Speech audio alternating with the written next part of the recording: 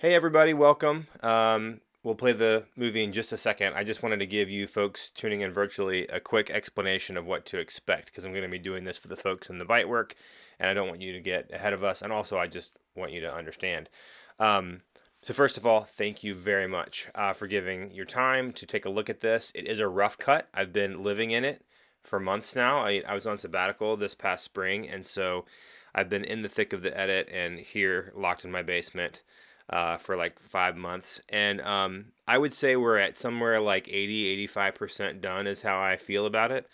So it is a rough cut. You're going to hear like the audio mix is not good. If you're listening in headphones, it might drive you crazy because you might hear some out of one and some out of the other sometimes. There are a few places where there are like text slides alluding to things that still need to be inserted. And there's like a specific 5 minute section in the last third, like around the 65. So it cuts 93 minutes, but around the 65 to 70, that like 5 minute range, there's a stretch where there's just interviews and music, but no B roll. And it's mostly placeholder for a piece of the film that actually still needs to be expanded a bit. Um, Otherwise, you're going to get different levels of polish. Some of it will feel like, pretty good, and others will seem loose or too long, or the music's not quite perfect, or the transitions aren't quite right, normal rough cut stuff. But mostly what I am hoping to get out of, one more thing. So 2 weeks ago, we did a screening for the students that took the advanced doc class last fall. And based on some of the feedback that I've gotten from them and a couple of other people, we tweaked some things in the first 15 or 20 minutes here for this cut that are very completely new scene that wasn't in the film like 2 days ago. I'm not going to tell you which one it is. I'll be interested to see if people can figure that out. I can't decide whether I don't like what you're about to see the first 20 minutes as much as I did the first cut, but it could just be because I'm so used to seeing it the way it was before. I'm interested to get y'all's feedback on how some of that's working, because in some ways I feel like we've stepped backwards or at least sideways instead of taking a step forward from the last focus group to this one. So anyway, what else to tell you? There's a Zoom link in the video description, so just click on that. And if for some reason the live screening is a little bit behind, just be patient. We'll get there and we'll get in. I know the other thing is just in terms of what kind of feedback I'm hoping to get. The main thing is just to get your sense as a viewer, like as an audience member, not even totally putting your critic hat on, but just like, the most valuable thing I can ask is like, at what points is the film working and at what points is it not? At what points are you really engaged to the point where maybe you're not even analyzing it? You're just sort of along for the ride because you're into the story, because it feels like you're watching a movie, right?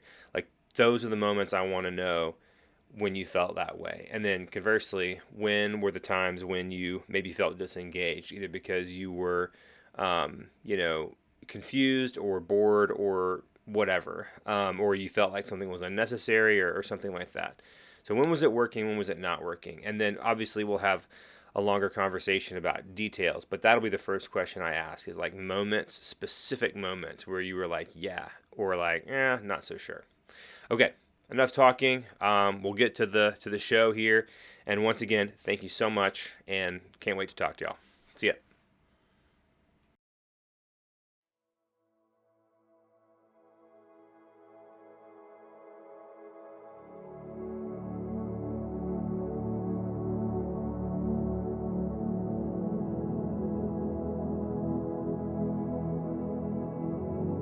Just about everybody that's into astronomy has this sort of wonderment about the universe, its vastness, its mystery, all that we know and so much more that we don't know.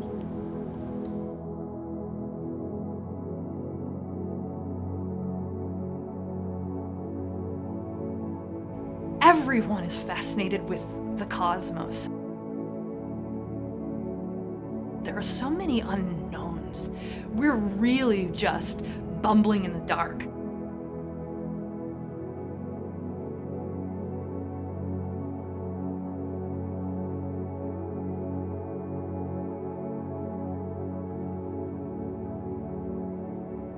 Our keynote speaker for the evening is Dr. Larry Molnar. The Lives and Dramatic Deaths of Contact Binary Stars. Dr. Larry Molnar. Thank you for having me here. Tonight and tomorrow you're going to hear a new story. This hasn't been told on the lecture circuit all around. You're hearing it for the first time. I did not really know when I began where I was going to end up. Witness an explosive creation of a new star. I didn't always know what was going to happen next. I'm actually skeptical that the two stars will merge. And it's actually a story where there's still a few pages left to write. It's the search for the next star that's going to explode.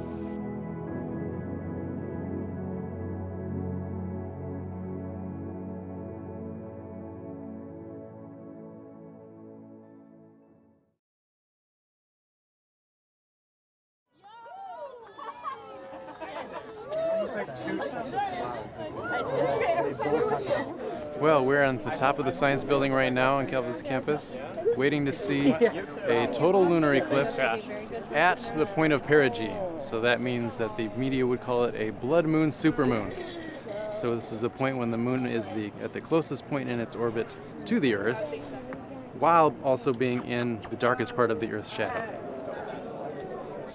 Yeah, and a lot of people were upstairs just looking at the mirror and hear about what the observatory does, and it's better PR if the clouds are clear, but I think people know we're here. They might well come back, and that's exciting to me. Astronomy is one of the oldest sciences, in part because everyone can participate. If you're a sheep herder 5,000 years ago, if you sit out at night, you can observe that the planets move over the course of the year. And that next year at about the same time, the constellations will be in the same place. So there's an important sense in which these are the earliest patterns that humans can see. Even in ancient times, Aristotle understood that the Earth was a sphere. Larry is a passionate astronomer. He loves astronomy, and his default assumption is that everyone should love astronomy.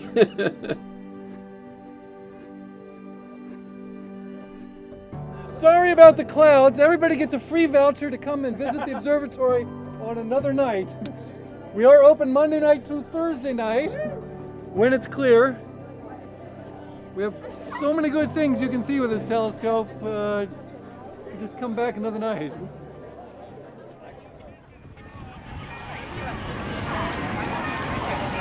Thank you for celebrating Picnic Pops with the Grand Rapids Symphony.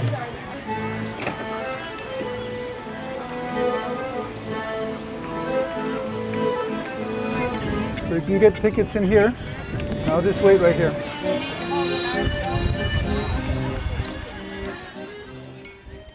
Definitely Larry thought about music as a career, but he, I think, had an interest in astronomy for a bit longer than his interest in music, and so astronomy won out. Music speaks to something deep in the soul. It's one thing I like especially about the fireworks pops is that it starts an hour later than the other ones, and so that in the second half you begin to see the stars come out.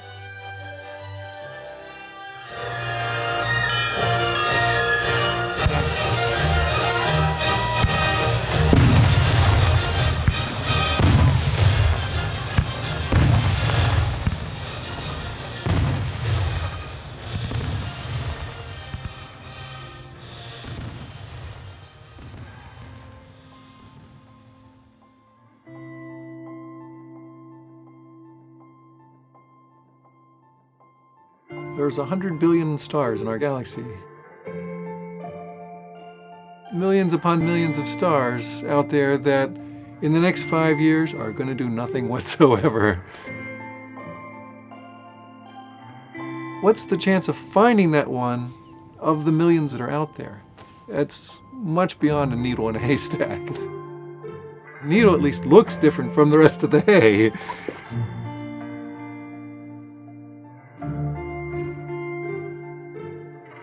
We really shouldn't, by coincidence, have found the next star that is going to blow up. At the same time, though, this star has done in the last year and a half exactly what we thought it might do a year and a half ago.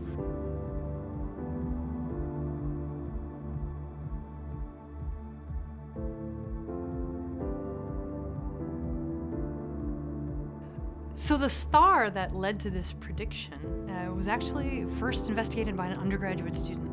I've heard of graduate students or postdocs being the ones to make a discovery, but it's exceedingly rare that it's the undergraduate who's looking at the raw data and who is the one who makes the discovery, so that's really cool.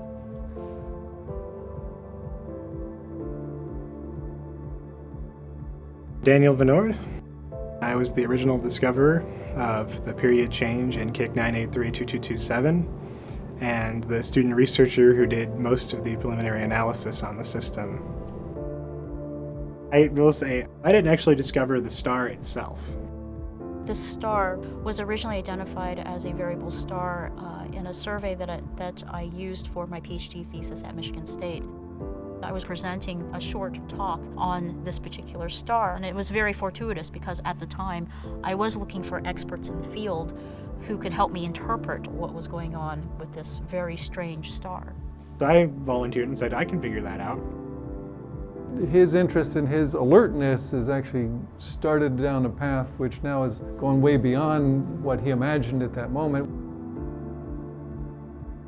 Right? Other people could, in principle, recognize this is an interesting star, but they didn't.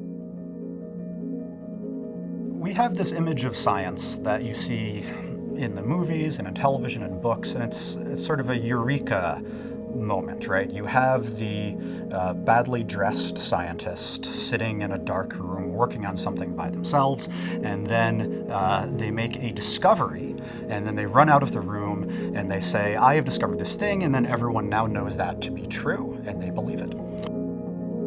None of those aspects is correct. Right? Very rare for a scientist to work by themselves. It's almost always in a group. When it comes to the moment of discovery, there's never a moment of discovery, but one person says, hey, I just saw something funny, can you come take a look at this?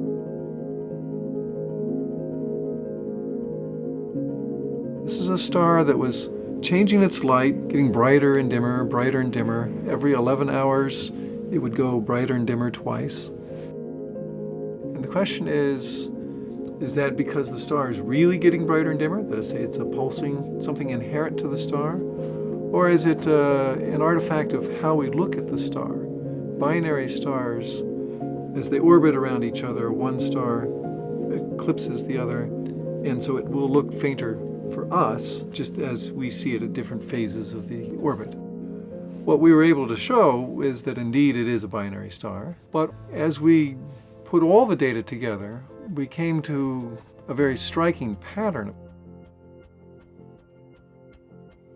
They presented this initial result where they had looked at the star, they had figured out that it was a binary star, and they had realized, we think it's starting to spin faster and faster.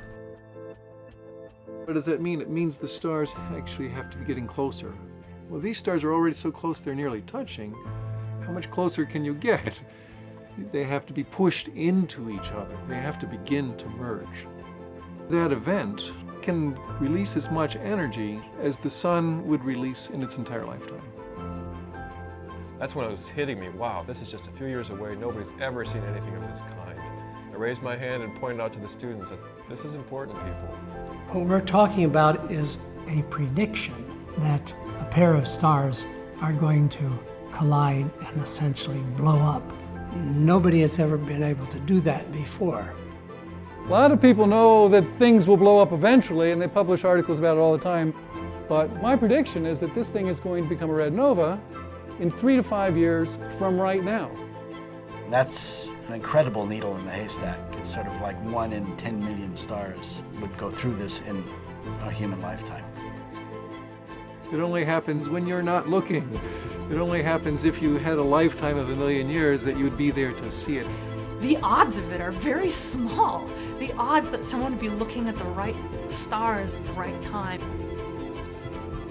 Will there be predicted, now for the first time in history, the appearance of a new star? That's what Larry Molnar is looking for.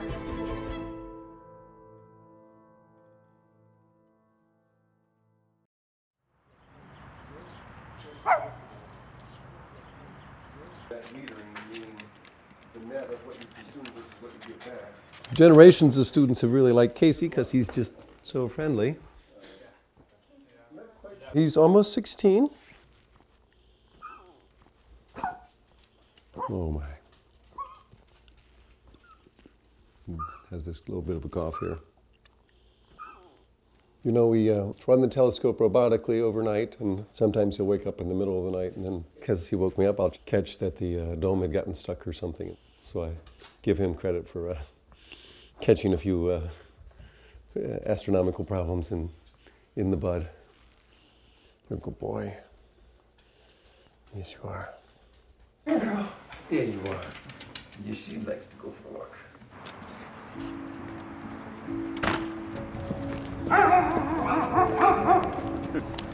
Hello.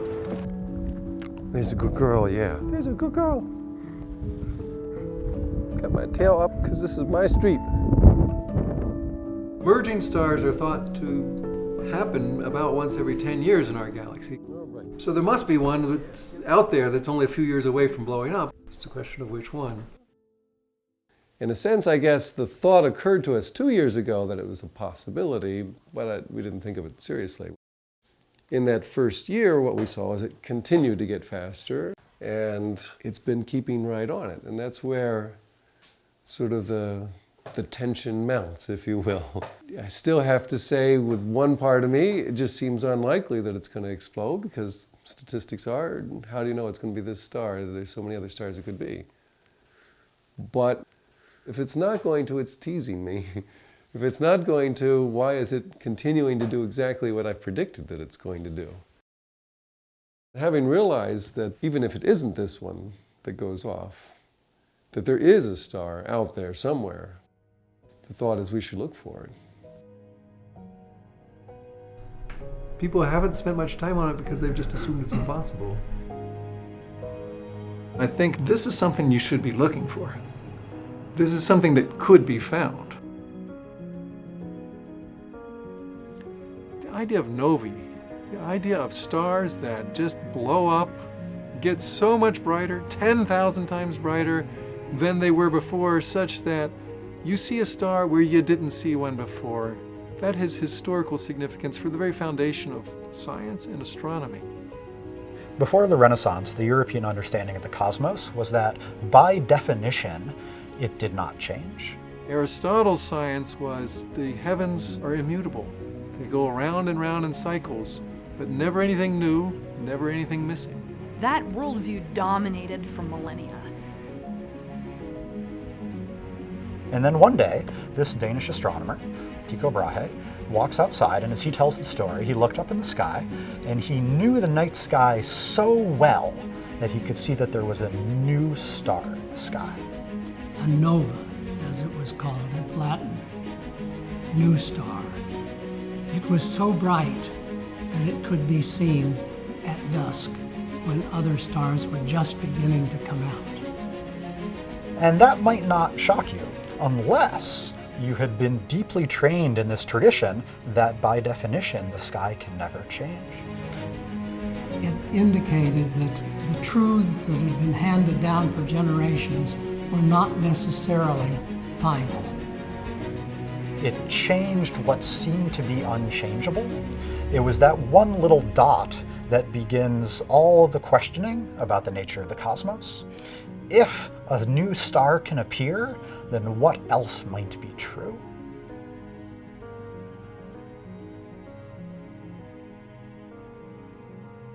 Here we are hundreds of years later, with the prospect again of a naked eye nova. Stars do not explode every day. One of the things that makes the prediction of a luminous red nova something that excites all of us is that if this thing does pop off, it's going to be easy to see. It's going to be a naked eye object seen against the background of the constellation of Cygnus, the Swan, which is one of the more prominent constellations in the sky. And that will make it quite precedent-setting, because we won't have seen anything that bright in the sky appear where no other star was seen before in centuries, basically.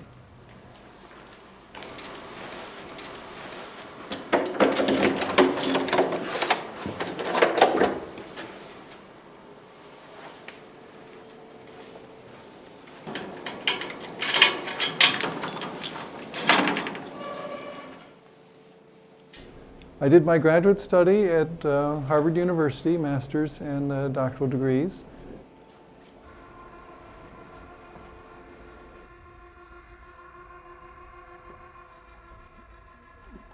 Larry was, I thought, unbelievably smart, meticulous, and already an excellent scientist when he came here.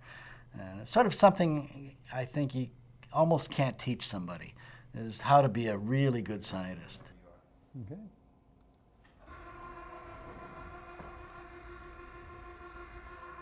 Of those students that graduated about the same time I did, one is a senior official at NASA, one was the president of Sky and Telescope magazine. Others are faculty members at Yale and other institutions like that. I don't know of any who are currently teaching at a small liberal arts college. But when I came to Calvin, I could not actually continue to pursue what I had done before, because as a teacher at a small college, you've got to keep the classes going. This time to today's date there. And then Larry loves astronomy, and as a scientist is perhaps one of the most careful people I know. That's so perfectly balanced with somebody who cares deeply about the community around him, who's very involved in church life. He's an example to many of us on that front as well. Larry's a very social guy. When Larry joined the physics department at Calvin, he noticed that there weren't standing social events. And he felt like it would be a really great idea to get students together so that they could get a chance to get to know each other. yeah, so there's hope for you.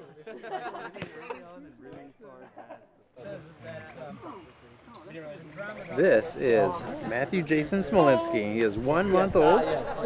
I've been trained since grad school to stay up for as late as I can, so operating on as little sleep as I need. Although he challenges me still on that.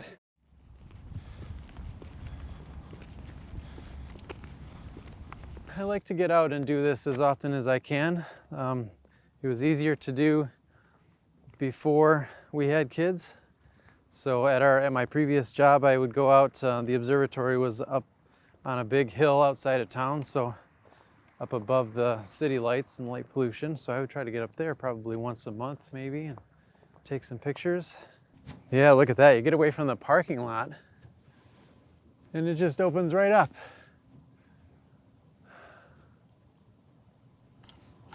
I think I enjoy taking pictures of the night sky. Because it's really easy in the process of doing science to lose track of the beauty. And so being out here where I can see the sky, not just in a dome where I can't, those are ways that I remind myself of why I'm an astronomer. I'm not an astronomer for any other reason than the fact that I really appreciate the beauty of the creation. When my wife and I moved here, we knew that I had 3 years. And after those 3 years, college will go through the process of deciding whether they want to renew me for another 2 years. There's a lot of uncertainty into whether we should put down roots in Grand Rapids and commit to this place for the long haul. With the correctness of the prediction, if that all comes to pass, then we're hoping to see an uptick in the number of students. I don't know the extent to which my position hinges upon that, but if we see more students, then of course that justifies having 2 astronomers here versus just 1.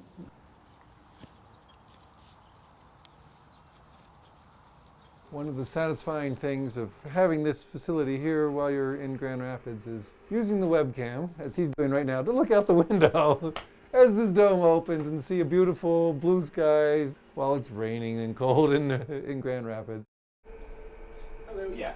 Hi Dan, welcome back. You can hear me? I can hear you, but I find it curious that the main console for the weather station is still blank after your reboot there. Our computer hasn't worked properly over the last year, which has really limited us just when we're trying to do real research, crashing in the middle of the night, not taking the data we asked it to take. We've brought out a new computer with the hope that all of the power of the telescope will be unleashed again. What's counterintuitive about the discovery that Molnar has made is you would think that that would come out of a large collaboration where you have many eyes on the sky. Our telescope setup is small science. It's a 16-inch mirror that the telescope uses to collect the light from the sky. Big science telescopes are at least 10 times that big.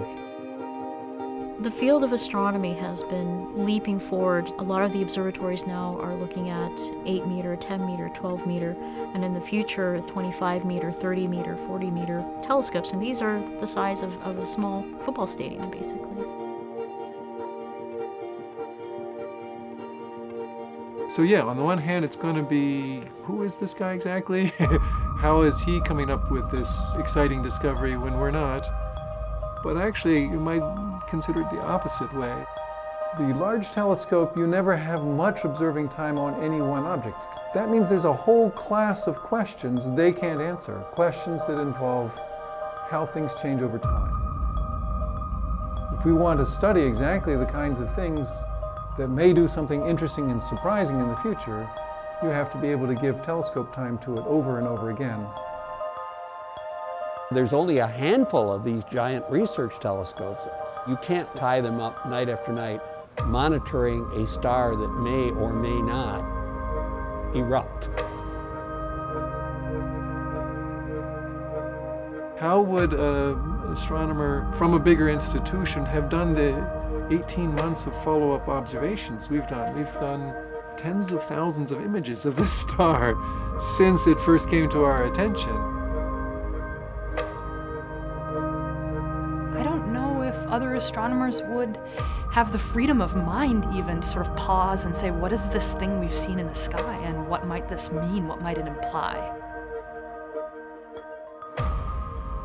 At a less distinguished university, sometimes you have more intellectual freedom. The downside, of course, is that you don't have the resources. So in a weird way, modern academia pushes resources towards the people who are doing the most incremental and least groundbreaking work. And the people who are doing the really exciting, risky work are displaced from those resources. Cleaning the mirror is a very delicate thing. Everything else is a small piece, can be fixed, can be repaired, whatever. But the mirror you gotta have right. We don't have any formal room to do it in, so we just have to do it extremely carefully. Any scratch you have forever. You break the mirror, we have no telescope. Jason asked me if he dropped it, whether he'd have a job in the fall. And, the answer was no. The answer was no. Okay. Have to be honest, right? While I'm holding that together, you can take out the last 3 screws. So I'm going to stand in the middle here and actually just put my head right against that.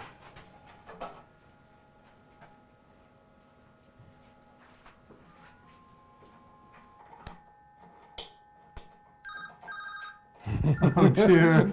Could you pull that out of my pocket? Just like in class. Where is it? My left pocket there.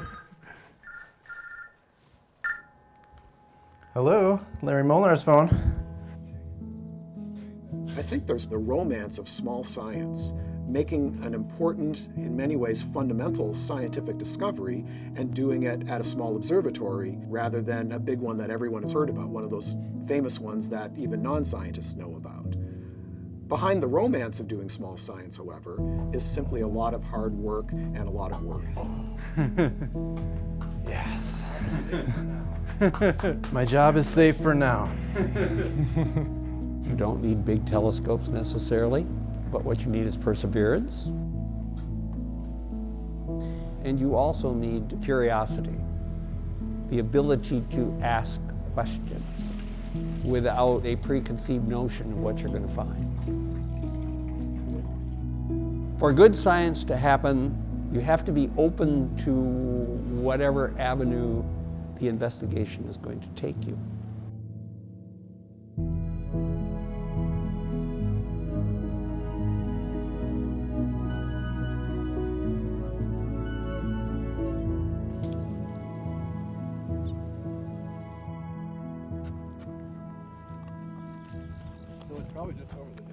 We are here in Chaco Canyon to see something you can't see anywhere else, a pictograph made by people 1,000 years ago of a star that exploded then, the first known exploding star. The flaring star is actually the representation of the supernova. Yes. So I think to have the moon and the exploding star done the same way as the hand is just to say they're all done by the same person at the same time. This also kind of mimics the looking up at the night sky or the daytime sky too. You're looking up. I think that's a good point, yeah. The thought that the moon and the sun and the star were all visible at the same time seems plausible in interpretation. I have to think if you saw a star explode, in that case, more impressive than our predictions by far, so bright that you can see it in the middle of the day, that's worth noticing, that's worth handing down, and I think that's what these pictographs are about. It's something worth handing down. Walking around these ruins, it's kind of just an interesting moment to touch the stones and to wonder who touched those stones and to stand in the room and wonder who else stood in that room. It gives me pause. It's fun to think about. 1,000 years ago is when this civilization was thriving, and that's when they saw that supernova that's depicted down below. That 1,000 years is the same time it's taken for the light from the star that Larry's discovered to reach us. So if the light from an explosion is almost to us, it must have started 1,000 years ago, which is at the time of the height of this civilization. We're small people. We can see what's left behind, but can only guess at the culture, the politics, the personal stories of all the people who were here then. In astronomy, by contrast, we see the past. If we see the star blow up, we're going to see what happened 1,000 years ago with our modern cameras. We're directly observing the past. And it goes on as we see distant galaxies. We're seeing not just 1,000 years in the past, but 1,000,000 years and 1,000,000,000 years in the past. Every slice of the history of the universe is actually still observable today in more detail than you can get the history of this canyon.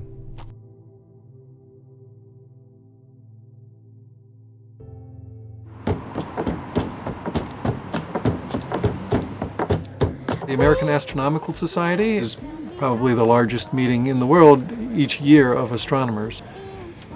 It's a tremendously exciting feeling to consider the announcement I'm going to make. At the same time, it's a very nerve-wracking thing because there will be skepticism, and I need to be as prepared as I can be for that. If our star does blow up and you go back and take a picture of it 2 years later, this is what it might look like. The star explodes, gets very bright, you see it's very bright. Dust forms, makes it very red, you see it being very red. Beautiful picture. There's nobody making predictions of stars that are going to explode. That kind of prediction has never been made before. For a great claim, you gotta have great evidence, and you better have done things really carefully.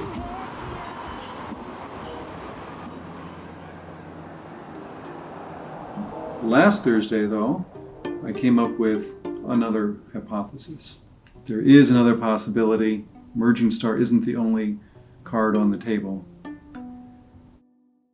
The idea is really relatively simple to describe. Perhaps the timing is all messed up, because our pair of stars is in fact orbiting a third star. So if you have a star orbiting another star with a really big orbit, and they slingshot around each other, that star is getting constantly closer to us. It could be that this whole last 15 years, the star has been coming in faster and faster as it's coming in towards you. And it might be 20 years before it comes in and then goes out again. From the very beginning, I have to say, Larry did have the third body model in mind. He didn't forget about it. He actually relied on some collaborators who checked it and then assured him, oh no, it's not a problem. But Larry's a careful guy. And just before he went to the conference in Seattle, he thought to check those numbers and he realized, uh-oh, they didn't check this one set of parameters that actually could allow this to be a third body. I don't think I'm disappointed so much as it was exhausting that I needed to think about this. You don't want to go and say something you're going to regret later because there's some silly alternative that you should have been aware of but you weren't aware of. What's striking though is next year.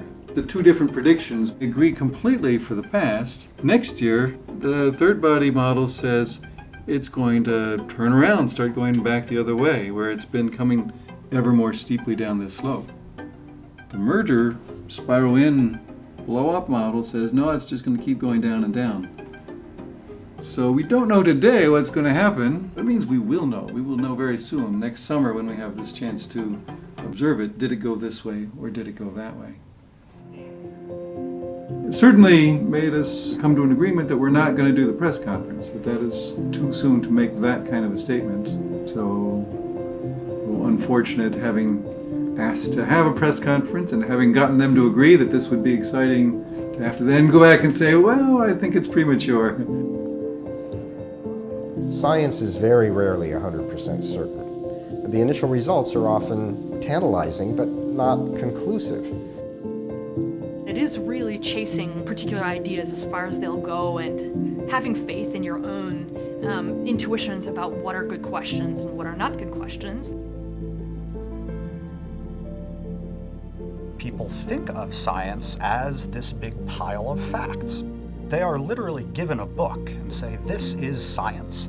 But in fact, science is often grappling with what we don't know about the world. By definition, you're pushing the limits. You're working at the edge of knowledge. But it's scary out there on the edge. So in conclusion, somewhere there is a star that right now is within 10 years of merger, and we should find that before it goes off. Thanks for your attention. In practice, science is an intensely human, very personal, difficult, challenging field.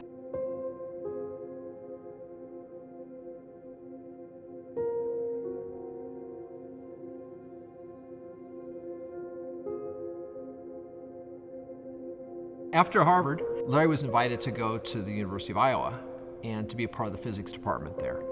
And I think that he and Cindy perhaps anticipated this being the place where they would live out their academic lives. He liked it very much. They were well planted in the community. And then a couple years into it, life broke into that department in a way that was really horrible. I got a phone call from a girlfriend who said, "Is Larry okay?" And I said, "Well, what do you mean, is Larry okay?" And she said, "There's been a shooting in his department." There's been a shooting at the University of Iowa campus in Iowa City. An unidentified gunman opened fire, killing at least 3 people. First word is that the gunman was a graduate student upset about the grading of a paper. Angered at being passed over for an academic award, he killed a rival student who was honored and then shot to death 3 of his professors. The gunman then took his own life.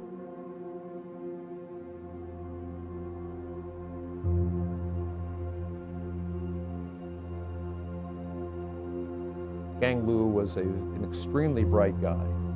He was, as far as I recall, #1 at Beijing University in physics, and as far as I know, had never, ever not scored the highest on any exam he ever took. There is a prize given for the best PhD thesis at the University of Iowa. He did not win that prize.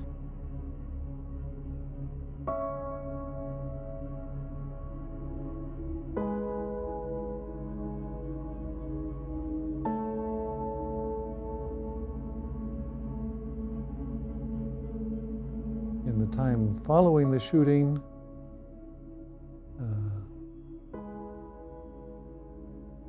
there's a great emptiness left where the people you've lost are not there anymore.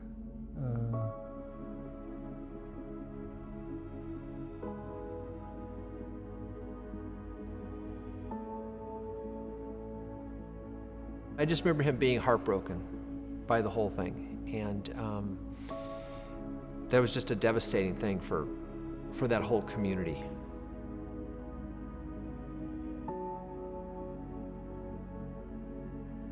It was a moment that kind of highlights the differences between what one person most values and what another person values. So it was not to him imaginable that he could be second in anything. That was deep in his self-identity. It really brought to the fore a different perspective on what my self-value was. That my value has been given to me in my faith, so that what's important is that I'm doing work that is in itself meaningful, regardless of an award or recognition, and that I do work with people and I try to make that interaction itself meaningful. Doing the astronomy, loving the astronomy, but not being defined by the astronomy.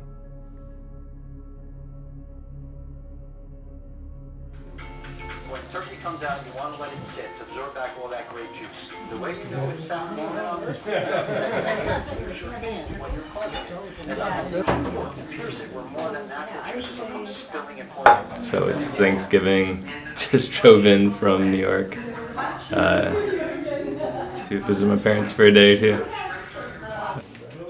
I'm a writer, fiction, prose. And I'm definitely not interested in science in the slightest. My dad has that sort of cornered, you know, you come home and see him reading a book that's all equations or something. It's like totally his passion. So it's always been my job to make the mashed potatoes, because her tradition isn't to have potatoes, but rather to have rice. Just the right consistency in my view, not too smooth, but not too lumpy. Adds a variation on the Chinese cuisine here.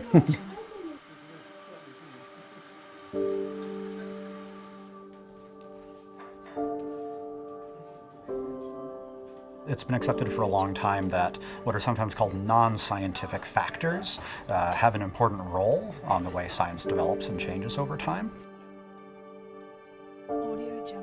The work that any individual person does is a confluence of institutional social forces, as well as their own personal biography and beliefs, or maybe even ideology.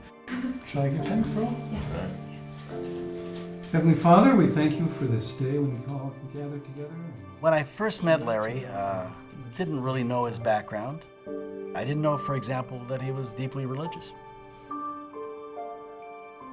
Was it surprising that he was so religious and yet such a good scientist? Yes, at first it was to me. I think basically one can draw a line and say there's certain things that I'll accept without question, and everything else I will question. And obviously that's what Larry does. He's an excellent scientist, so he's able to balance that. When we do notice that a scientist has some interesting personality feature or an unusual background, we say they're doing science in spite of that. But really, those are the things that make the great scientists. That's what points people at interesting projects and gives them the kind of resources they need to solve those problems. I think Larry is motivated by a complex sense of calling to be faithful. To be faithful to his God, to his work, to his family, to his community. That's at the core of who he is. I don't need to do science to have value. I can do science for the joy of it. I can do science because the world's just so interesting. I can do science because God made an amazing universe and I'm revealing some of His glory by seeing what that is. He is deeply curious. Someone who has that raw, just hunger to understand the cosmos. And I always saw that with Professor Molnar, even in the most stressful situations. I don't know really whether it will blow up or not. And there's one side of me that really doesn't actually care.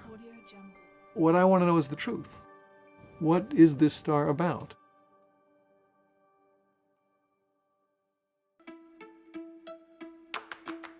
So we've been waiting since last November to get any new data whatsoever, because the star is too close to the sun.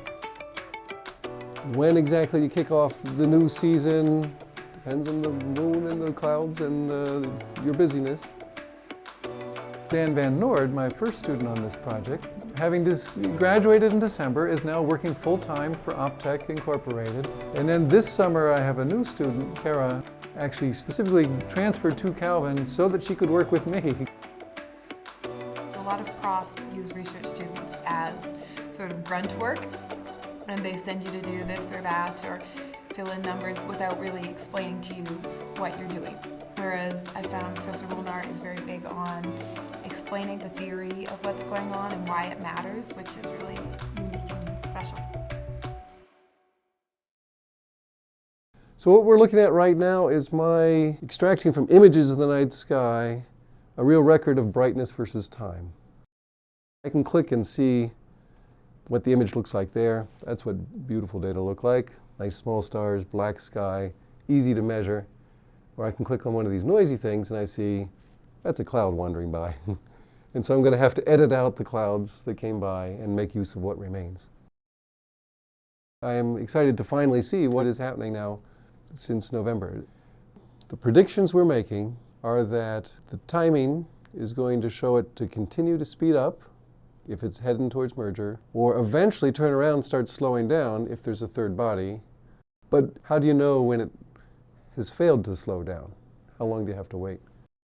So while I've been calibrating these data from our small telescope, looking to see what the timing has done, we also got approval of observing time in June, which is the height of the season, to get the spectroscopy we need to really test one way or another for the third body. Apache Point Observatory is at the elevation of 2,700 meters, so it's almost about 9,000 feet. We're in the American Southwest, which is classically known as a very good dark site. The skies are clear for almost 300 nights out of the year. This is a great mirror. This is a great telescope. So complementary to what we have when we want to know the extra details. A telescope this size gives us the extra details we need. Having the chance to use it for your own star, for your own question that you want to answer, always exciting. You always know that if you get 2 good nights on a big telescope, it could be cloudy those nights. You could lose it all for that season and have to wait another year. So that's where, to hedge our bets, we're going to schedule similar things at the spectroscope at Wyoming as well. So it's kind of exciting to be sent on my own here, a little nerve-wracking.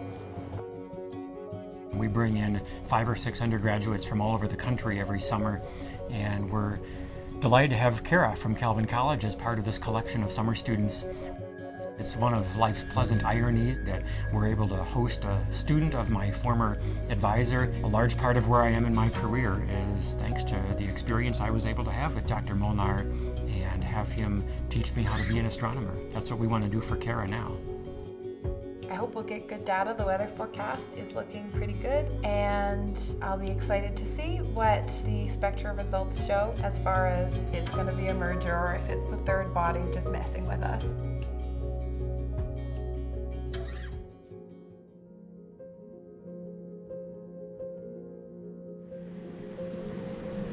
We need to understand more details about our star. We need to understand, are there 2 stars or are there 3? We need to know how the 2 stars are moving. For that, you need spectroscopy. I've always found spectroscopic observations to be really interesting and exciting. All these tiny variations in the length of the waves can tell us so much about these huge balls of gas millions of light years away. So the question now will be, how do we process these data? While both Karen and Jason, my colleagues, have worked with spectroscopic data in the past, neither of them have actually dealt with exactly this question. 90% of science is figuring out what to do, and the other 10% is actually doing it. It was a really clear night, so we could get really good readings on the Kickstar. Better than we expected. I'm looking forward to the rest of the week here and getting some sleep first, but then if the data is good and we're good at analyzing it, hopefully we'll know if there is or isn't a third body. If it's there, there's some reasonable chance we could already see it. If it's not there, I don't think we can 100% rule it out. We maybe saw a blip that could be that, but it's so small it could be noise. It can't be that weak, or I don't care. Right? I'm only asking, is there a big star that's pushing it around and confusing me and making me say crazy things, right? Or is there not a big star? Because that's what we're looking for here, is to say what kind of third bodies would do the job.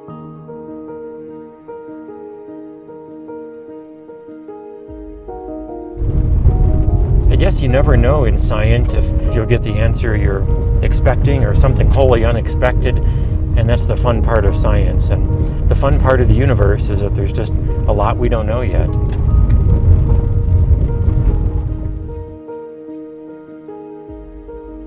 It's just unknown right now. It's something that nobody on Earth knows, so it's really exciting to kind of be the first ones to figure that out and be in on the secret.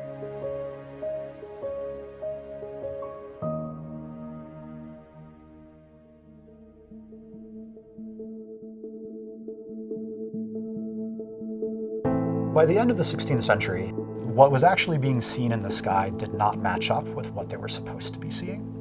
But nonetheless, it wasn't clear what the alternative was. Copernicus had his system, Brahe had his system, Descartes had his system. And then there's this young Italian, Galileo Galilei, who doesn't invent the telescope, but gets really good at pointing it at the sky. So we've got moons going around Jupiter, and we've got spots on the sun, and we've got craters on the moon. People who studied these things realized that if you wanted to get a coherent structure, you've got to move to a new kind of world. What was so revolutionary about what they were doing was that they were making the heavens knowable in the same way that the earth was knowable. So it was science of a new caliber.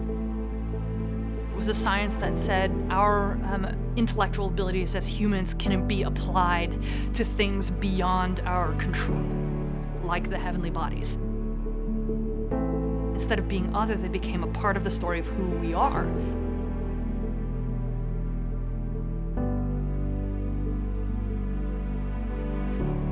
What happens following Tycho Brahe and Galileo is eventually Isaac Newton.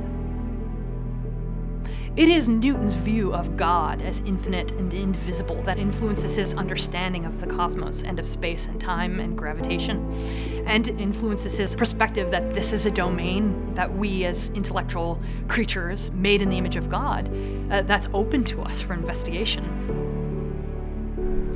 And that's part of the excitement of science, when you put together your data for the first time in a way that you can start to analyze something physical about what's going on in the universe, and to be able to say, wow, we've discovered something nobody knew before. That's the preliminary look. After just 8 days and some quick reductions, we see two distinct bumps. Sometimes they blend together, but like right now, there's a bump on the right side, and as this little bump switches sides, that's telling us that there's a less massive star orbiting a more massive star. If there were a third star, my initial guess is it has to be pretty faint if it's there. I think it's been a very productive evening, even though we're very tired. Her early numbers really match my expectations for emerging binary star that's all by itself without a third body. And we didn't really have that information until tonight. So I'm very excited that that seems to be what we're seeing. So if we flip to the back, we can see our actual data from Apache Point on the left and Wairo in Wyoming on the right. And so what we're looking So it's really been quite a rapid learning curve to say that in 4 weeks we really understand what we're looking at and can draw a conclusion. Where 4 weeks ago it was exciting to have brand new data in our hands, it's all the more satisfying now to say we know what the data are saying. As we look at this chart, the first thing we have here is the period, which is getting faster and faster. So it's an important factor as we look at how soon it's going to merge with our predictions of 3 to 5 years. The key as far as figuring out whether or not there's a third body is whether or not we see that spike in green in any of our spectra. And so if there were a third star there, we would see it in this spectrum, but there's nothing left here that looks like that, however small. Where a month ago, the third body model was really the more likely model for any reasonable interpretation. Yeah. We can now rule it out. We've tested the model, and therefore it's not there. And the unlikely model is what remains. Scientists are supposed to be impartial and not want it to turn out one way or another way because then you're biased. But inside we're like, yeah, we know what we're doing. It's this way. If it turned out to be a third body, it would still pay it off to something. We would have discovered a system with a third body, and that would be something interesting to study. But this is more interesting.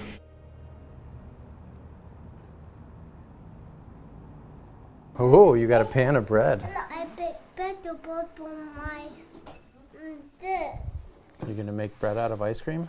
Yeah. Well, can you go the other way around and make ice cream out of bread? We've liked living here. It's a place that we grew into. It was big enough for us, and now it's not anymore, but this is the place where we brought both of our kids home. This is the place where Matthew learned how to crawl and where he learned how to walk. Do you want to have an Easter egg hunt? Go get the Easter eggs. We'll have an Easter egg hunt.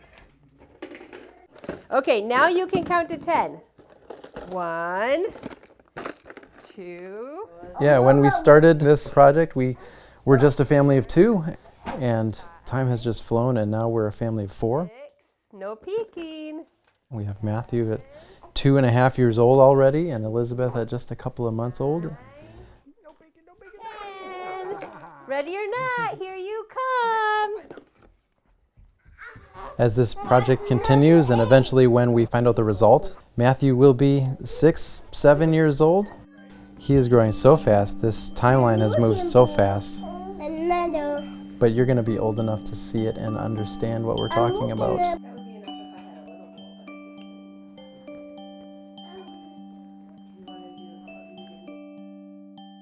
So now we have our results. We're full steam ahead with our prediction. But before we can let the world know, Larry needs to write it up and present it to the astronomical community. So that's what we're waiting on right now. I think he's feeling in a real way the tensions that scientists can feel in terms of their different commitments and responsibilities. He has a responsibility as a scientist to get things right, but he also has a responsibility to share it with a broader community, so he's feeling that pull. It's now August 10th. I want to be done by September 8th. And we have to subtract 1 week because I'm going to visit my mother on Wednesday. Which you got to do what you got to do. I think locally at Calvin too, with our department, we're trying to struggle for majors. We'd love to see this as a recruitment tool. Liberal arts colleges, and many of them are Christian colleges, are facing a variety of problems related to enrollment and finances. And programs like astronomy have had questions about whether they're getting enough students.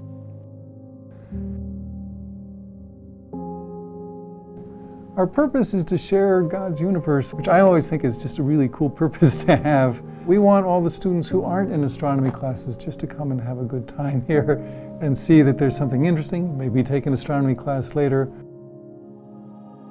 Calvin is going through a period of prioritization right now where they're looking for programs that could be eliminated in order to save money for other programs that have more students interested. The close-knit nature of our group, which is very good for training students, is perhaps not so good if viewed from an efficiency standpoint.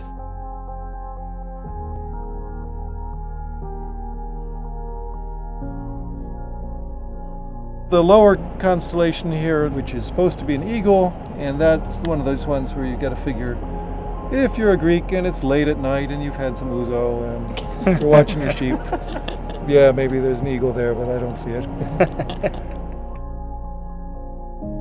So Larry, working with limited resources and making a potentially spectacular discovery, is doing this at a time when the security of his position feels precarious.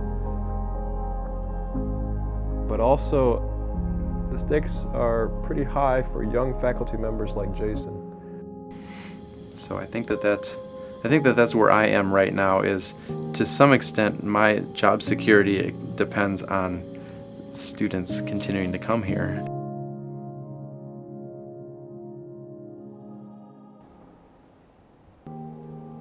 Just as we reached the end of our summer research period, Kara shared with me that she's not going to come back this fall. But apparently with the changing value of the Canadian dollar in the past year, it's not clear to her she can afford to stay here. It's certainly a blow to our project. Having had her here for a year, she's learned a whole lot about binary stars. The real joy as a professor of working with students is to see them grow and to share with them the scientific project at a deeper level.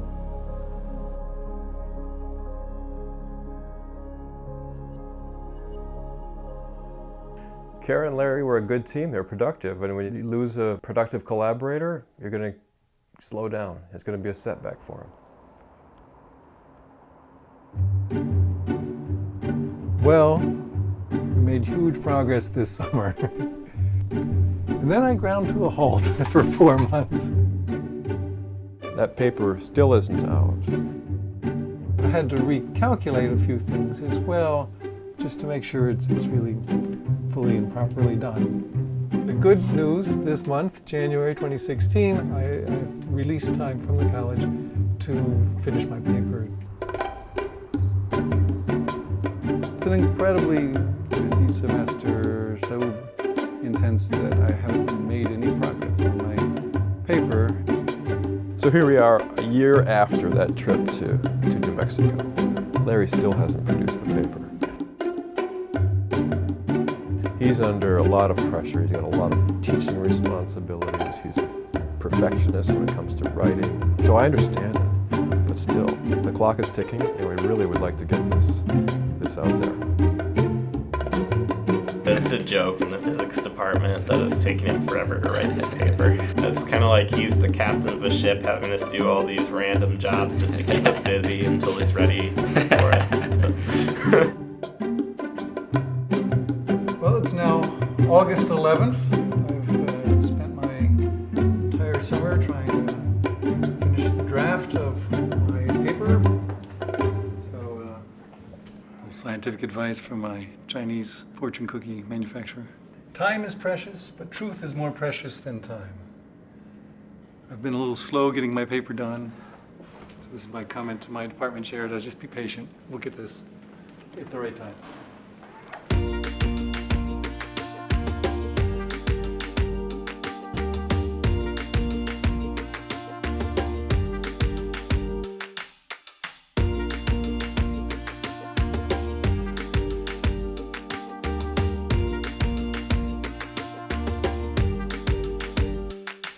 The engineering too, right? This is what we're looking at here. This thing's going in today. It is amazing how many details there are to dot all the I's, cross all the T's. And it says here, email the editorial office if you have a problem with this. So in fact, I just emailed them a moment ago. And here is my email back, 11:31, from the office manager saying, I have finished the process for you. She hit the submit button. Just a minute. She stole our thunder. Here is my acknowledgement. It has been received. I have a manuscript. And by the way, the star has already exploded. Yeah, exactly.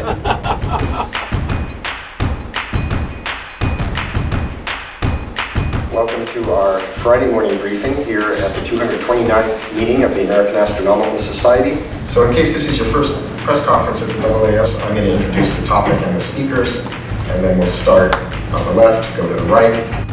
In my presentation today, I have two of the elements that to me make science exciting. A very specific prediction that can be tested, and a big explosion. In 2022, we might be able to witness an explosive creation of a new star. In out of Professor Larry Molnar, as he tells us the story. Professor. That prediction has launched Larry into the international spotlight of science news. KIC 9 832. Och det är stjärnbilden Svanen som blir om några år. The National Geographic, Washington Post, The Telegraph, Russia Today. La Boom Star. A German outlet quoting a French outlet quoting this English term.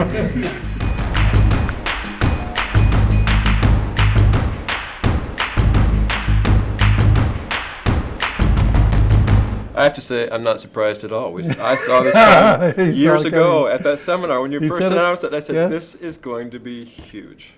This will be world news. So yesterday evening, I walked my dog around the block, as I do twice a day, all the time.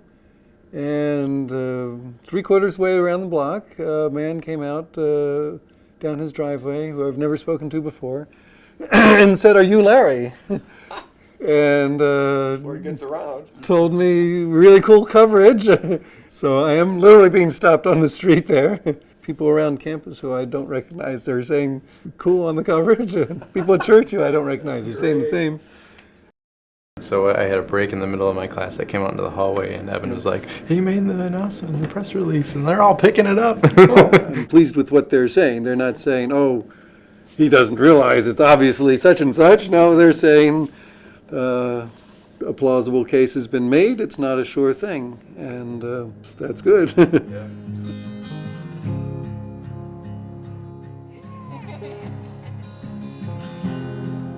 For the last few years, we've been trying to decide whether this was going to be a place that we were going to be long term. Rather than holding our breath and kind of waiting for everything to be perfect, we just decided that we want to be here. And so we're going to do everything that we can to stay as long as we can.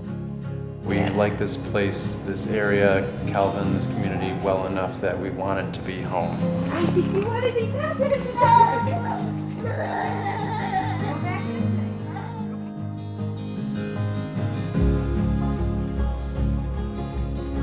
Matthew, can you unlock this door, please?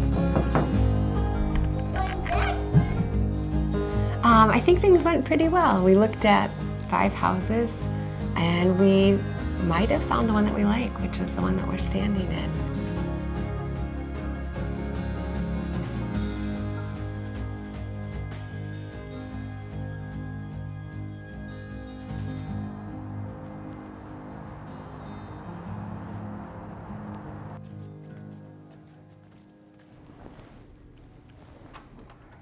Good morning. Good morning, come on in. Are you here for an interview? Yes, I'm Larry Molnar. Okay, follow me.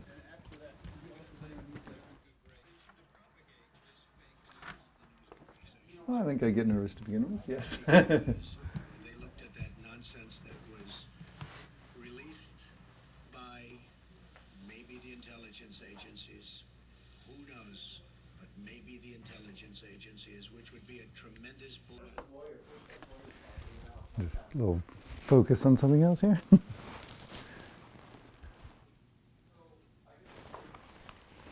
Hello? Yes, this is Larry.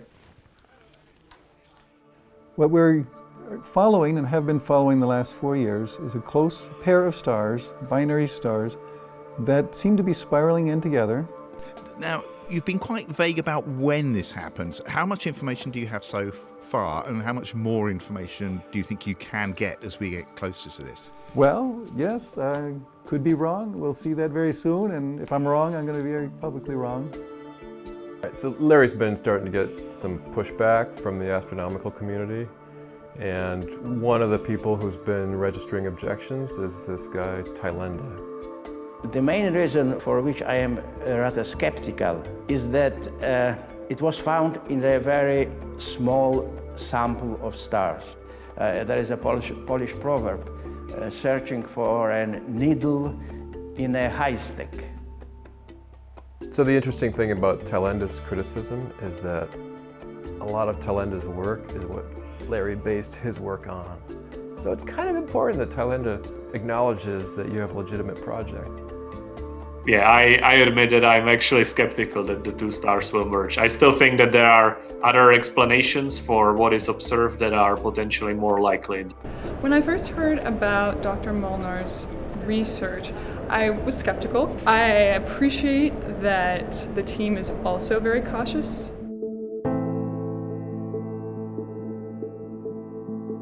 I think it takes a good deal of courage to step out there in front of your peers, other scientists who are going to do everything to find some kind of qualification to your theory, essentially to shoot it full of holes and to still go forward. It's very hard to be a professional scientist and make high-risk predictions. Most predictions fail. So if you make a really risky prediction that then fails, you lose everything. Discovery doesn't come as you might think, that it just came up and I was there lucky enough to find it. It is extremely risky because you may not discover anything and you may waste all your life trying to understand something, and at the end of the day you really realize that you don't get it. So there's a real tension here because Larry's getting this pushback about his theory and what his predictions are, but he keeps taking the data and it's all lining up just like he says it's going to happen. I feel a lot of pressure right now. To my mind, just the fact that there are these couple other groups that have said this doesn't work, I feel that as a pressure. I want to get the word out there that that's not correct, that the alternatives they say are alternatives. We have considered the objections they've made are not objections that really work when you think them through self-consistently. Like it or not, Larry's prediction is based on an analogy. He thinks that his star looks like another star that happened to behave in some interesting way. I think for Larry to satisfy his critics, he's going to have to explain why the star would be doing this. And that's really what makes for good science, understanding why in terms of a causal explanation. And that's been understood to be the core of science for centuries now. One of the interesting things about astronomy is that you can predict where the planets are going to be on the sky, assuming that the Earth is the center of the universe, and that works perfectly well. But to get to sort of a mature science, you also want to be able to answer why questions. Why do the planets move in these particular patterns? Newton gave us a universal law of gravitation and said, look, it's not just that we can use our intellectual capabilities to understand and evaluate the heavens, but they're all governed by the same few laws. We're moving from just being able to predict where something is going to be on the sky based on observation to being able to say, we know how the universe works such that that prediction is going to come true. In the past 6 months, my understanding of how contact binaries work has matured greatly. And the key to that has been one new discovery, a massive data set called OGLE. There's the OGLE project. It's being run by a group of astronomers in Poland. The majority of the stars are doing what we think they should be doing. And then there's some that aren't. There's these 7 sort of down here that we don't know what they're doing. So there's actually something new here that isn't third bodies, isn't the merging star, it is something else. Yeah. And we get the fun of sorting that out and publishing it from their data, which they miss, which is kind of cool. Consider these different variables and ask where each of these, especially these 13 guys, but actually generally all of these guys, where they fit in. Then come back at the end of January and tell me what these things are. Yeah. I've discovered they're there, but I don't really know. Yeah. What are they? Yeah.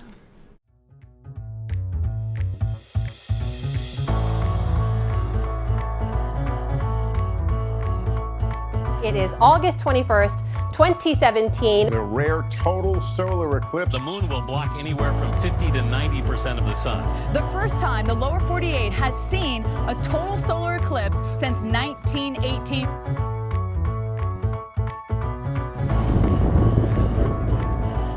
But shall we drive to exit, what is it, 314, get off at Grand Island, and then we can reassess at that point.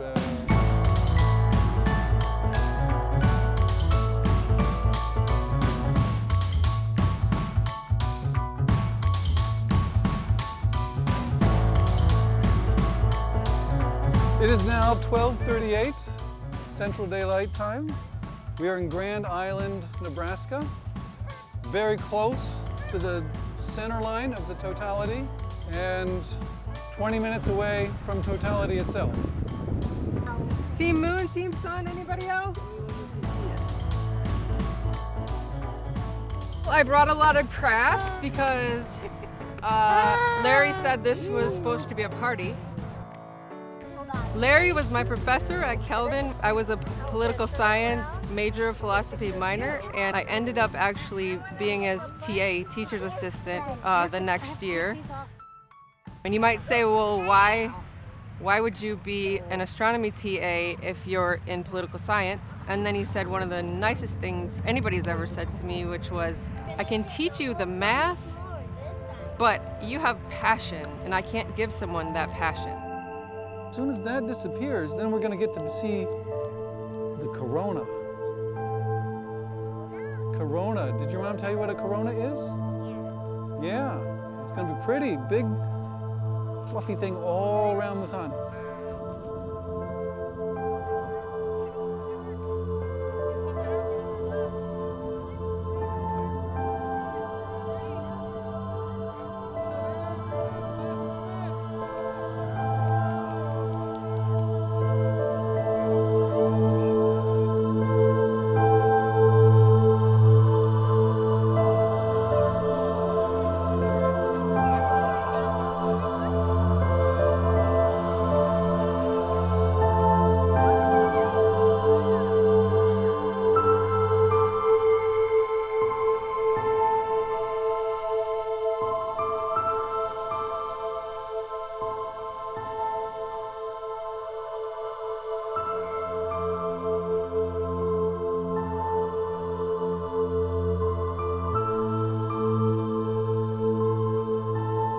The word eclipse comes from the Greek for failure, right?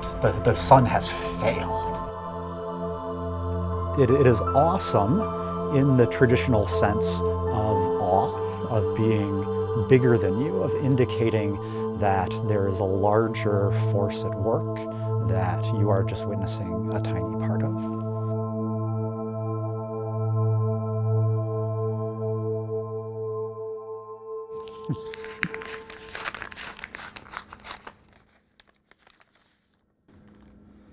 NASA sent out the NASA Eclipse Challenge. Basically the idea being that science makes predictions and that NASA and astronomers make predictions about eclipses in particular. So it looks like there's a response to NASA here. It says, following a detailed 5-week study, eclipse data proves a flat geocentric Earth model. So they've shown the Earth is flat. Personally, I doubt this. So their claim is that they have disproved what NASA has to say and proven what Scripture has to say. Although somehow I don't think Scripture has any precise predictions on lunar eclipses. I have read Scripture. It just doesn't seem very interested in the details of that question. Unlike the original mailing, though, which came from NASA and had a return address and said, if you have evidence to the contrary, please send it to us, this letter does not have a name signing it. And that's not the way to do science, and it's not the way to do theology. What they're missing is that when we make predictions, as scientists, we're open to the universe answering the question. And it will go one way or it'll go the other way. And we have to then modify our viewpoint based on what the universe has to say.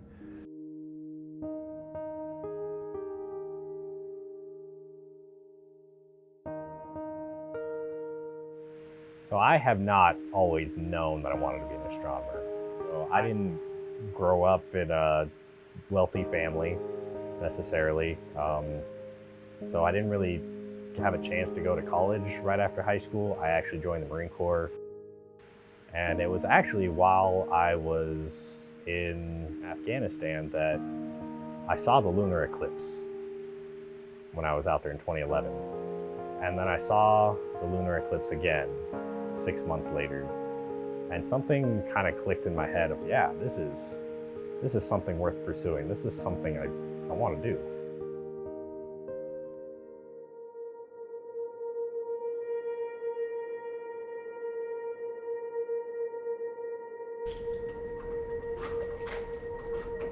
I first heard about Larry's prediction shortly after his paper had come out. Dr. Welsh, my advisor, brought it up to me. And he asked if, hey, is this something you'd want to work on? And I said, yeah, it's something that would help me. Should be a quick project, one summer, done.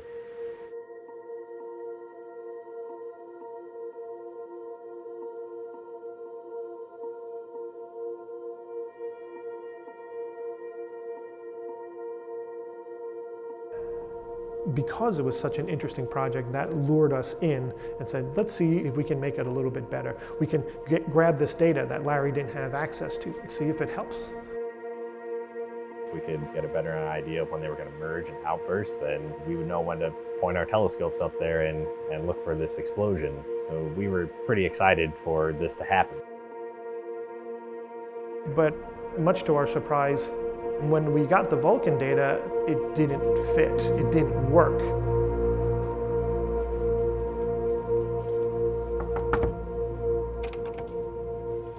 Hey, I hear you have a game changer. We do. So, do you think it's real? I mean, do you think this one is right? The question here is about our very first data point here at the left.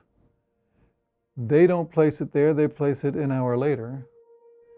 How do they get something an hour different from what we get? Yeah, it's a huge difference. I mean, and it's pretty obvious that your model depends pretty heavily on the positioning of that point. That's right. And they agree with every other point. So it all comes down to that one. Question is their offset the right one, or is our offset the right one? As an undergraduate, someone who hadn't even officially moved into the graduate program yet, disagreeing with a professional astronomer who had been doing this work for years, I doubted myself a lot. Are we doing something wrong? Did we make a mistake or a typo somewhere along the way? And we double and triple checked our data. Everything that I have learned about how to collect data, the physics of the stars, trust in that. To not just trust someone else's prediction that I'm the wrong one, but to trust the science. And we were certain that we had this right.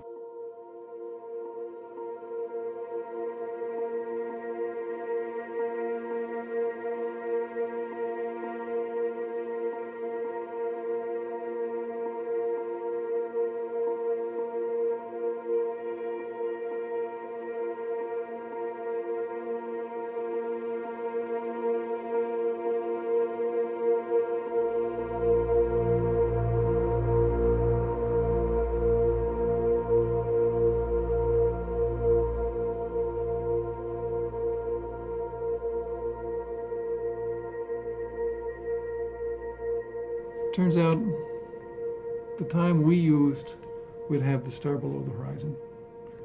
So whatever is the cause of it all, it's clear that our number cannot be right.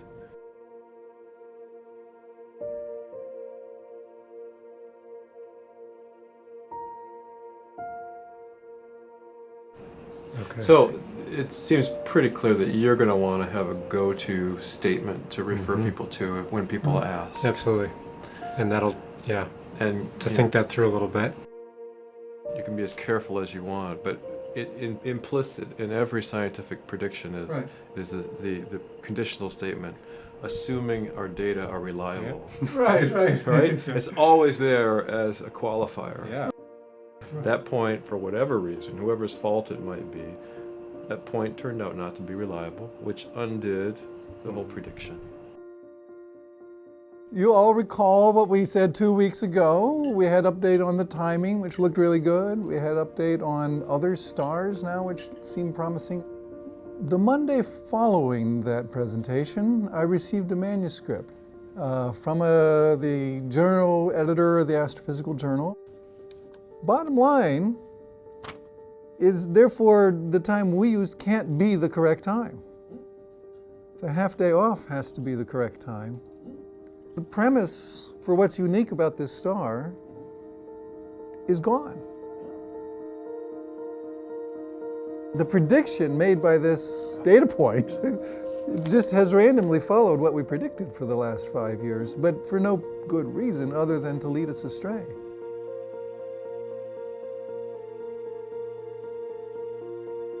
What's really frustrating is that it's something that really we couldn't even control. It's such an unlikely source of error. We had no reason to think that that number could have been wrong. All of our data is fine, and the prediction in and of itself isn't wrong. It's just we thought we had the right star, but it's not the right star.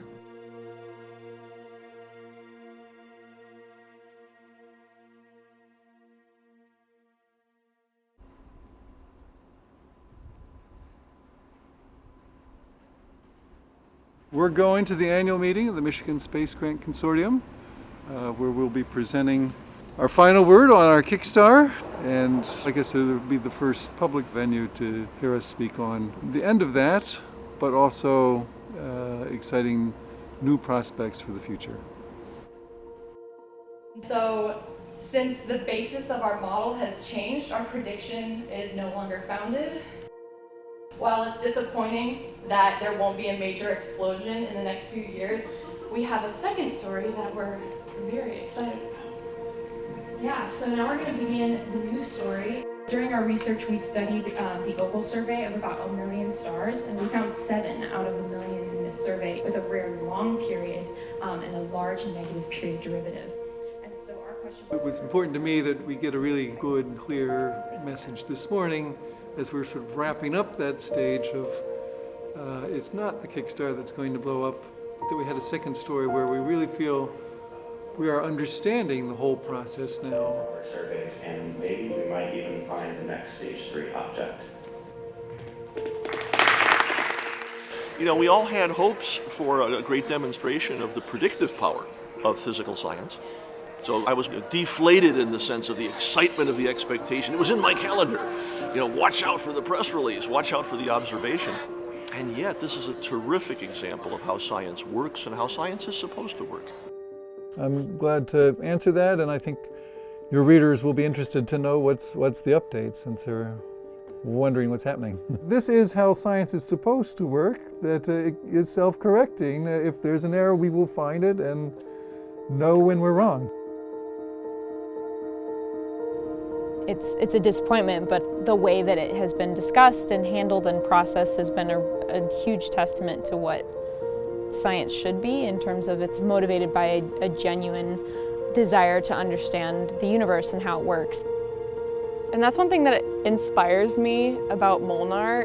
It's about finding the truth. Yeah. And he always tells us that, and so I think that's really cool.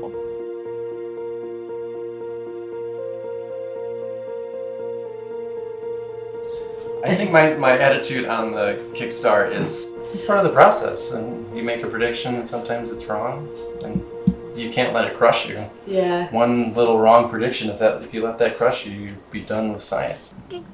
Dog, yes. Does that look like a dog? Was he? So we discovered after we moved in that this house actually gives us a really great view of the night sky. So when it's clear, we can actually come right out here and have just a really nice unobstructed view of the stars and the planets. So we didn't expect that, didn't even know that that was on our list when we were looking for a house. Things at work are going well. I was reappointed over the spring, so a couple more years yet of certainty, but I think that Kelvin needs 2 astronomers. As long as I'm doing an adequate job, then I think I'll still be here. In the meantime, we have this great place to live, and we're just enjoying life as it comes. At this point, the search continues. A new chapter opens, looking for more possible, emerging candidates in the galaxy.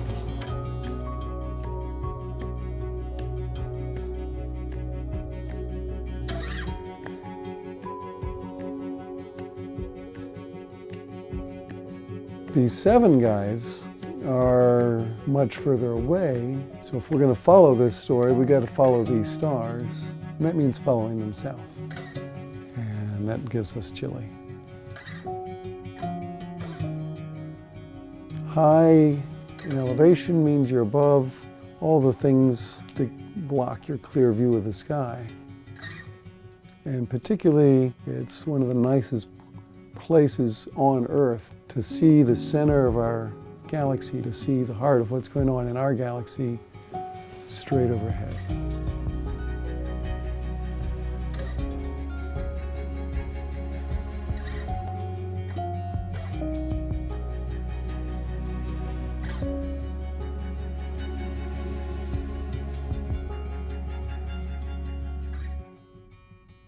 This week, the next 9 days, we will be observing the targets that my colleague Larry found. In the case that the period change is pointing toward shrinking of the orbit, then Larry is right, and we will confirm that these stars are definitely getting closer together and that maybe eventually they will hug each other.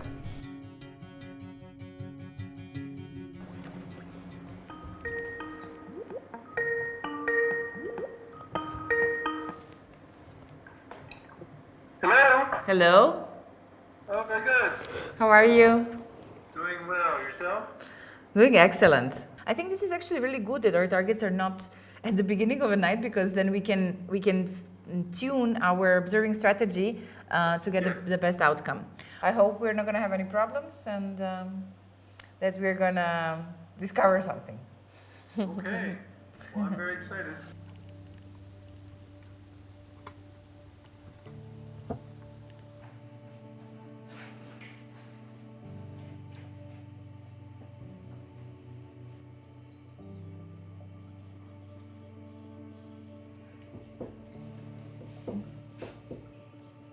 Though I was not in Chile, I did lose quite a lot of sleep over these last 9 nights. And I've seen enough of the data to know they are capable of answering our question.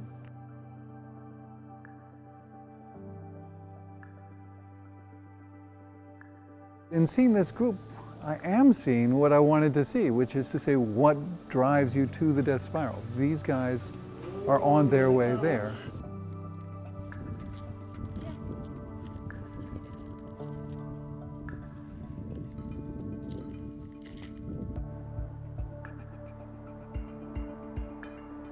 You fall off the bike, you got to get back on the bike. I want to make clear to people that I am moving on and that I'm moving on making progress on merging stars. He was showing me his latest research, and I was actually quite impressed and interested in what he has done recently. The new direction is pretty exciting. Larry has determined the ways in which we might look for stars which will be merging in the near future. He was able to map out how the whole population of these binaries evolve in a relatively simple and uncomplicated way. Now he's got a group of about 7 stars that will merge maybe within 10,000 years or so. And actually in the future more objects like this can be identified. I can see a path forward. I can see how to scale this up.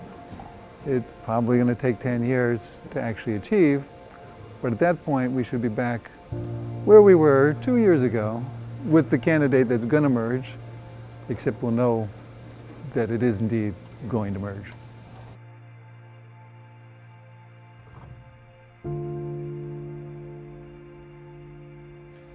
So what is the nature of science? Anybody tell me, how does science work? It's a mystery. Yeah, it is in many ways. What I like about science is it's a place where you can ask cool questions, right? There's this amazing universe around us, and we get to say, how does it work like that?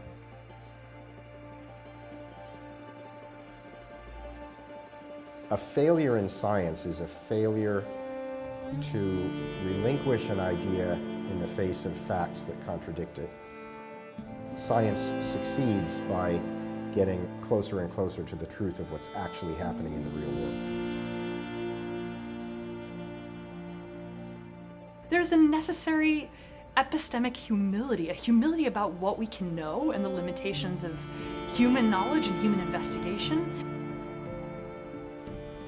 But our desire to wonder, how do things work and what does this tell us about who we are and what our place in the universe is, this is what people do.